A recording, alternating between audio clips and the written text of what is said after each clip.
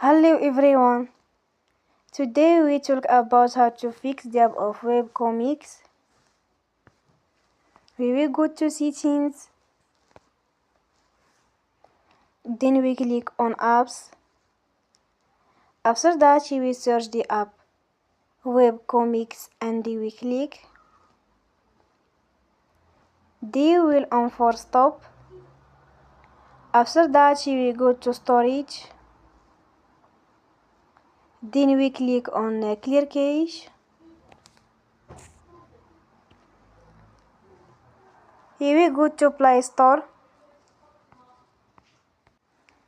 Here we go to Play Store and you will update your app. Don't forget to support us by like and subscribe. See you next time and thank you for watching.